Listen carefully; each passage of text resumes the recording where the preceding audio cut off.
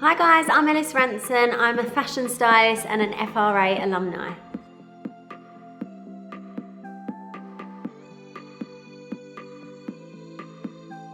I tend to stay creative in my spare time, I'll do creative shoots, I'll do test shoots, which is really important for your portfolio because sometimes the work that you actually go ahead and book isn't your actual style. So doing your own work in spare time and always researching.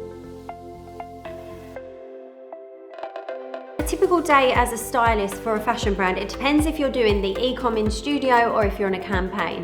If you're an e-com studio, you'll get in, you'll have a round of clothes and you'll match up the outfits, you'll go into the wardrobe, style them up, and then you'll have your model, your hair, makeup and photographer team, and you'll start on set. You'll usually have about 30 items to shoot for the day and you'll just make sure that they're really working and on trend. If it's a campaign, it's a bit more of a bigger deal. So you'll have a different studio, you'll have your select pieces that maybe are the biggest buys or the best sellers, and you'll start to outfit them together. You'll probably have done it a day before and you'll start on set and start styling.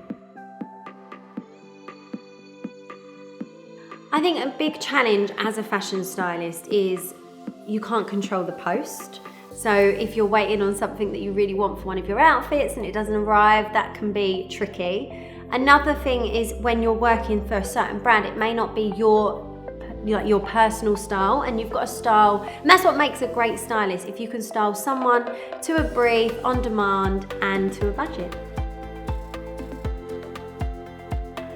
This is something that I've really learned along the way.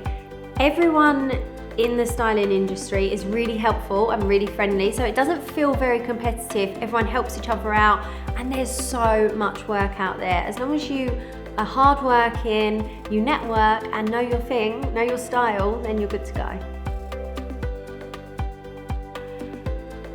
If you decide to become a freelance stylist, it's all about networking and who you know. So you need to be on your Instagram, stalking people, trying to get as many contacts as possible, and you're only as good as your last job, so you've got to keep on going.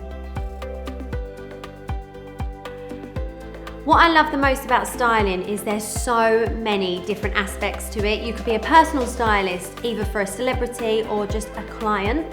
You could be an e-com stylist for a brand, in-house again, or freelance. You can be a campaign stylist, you can be a commercial stylist, you can be an editorial stylist, red carpet stylist, prop stylist. There's so many different areas and it's really fun to explore those and work out what works for you.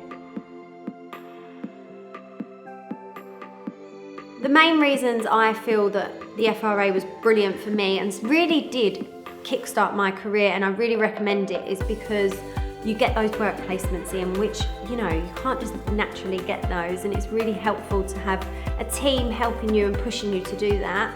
Also, even for my first ever interview as a stylist at New Look, I had to put together a pack, which I'd have had no idea how to do if I hadn't been to the FRA, and it was basically, I took one of my projects as my interview. So you do really get that inside info from the industry. A real bonus for me was that the tutors are industry experts. So even when I went to New Look, my old tutor was HR. So it's such a small industry and it is the perfect place to start it.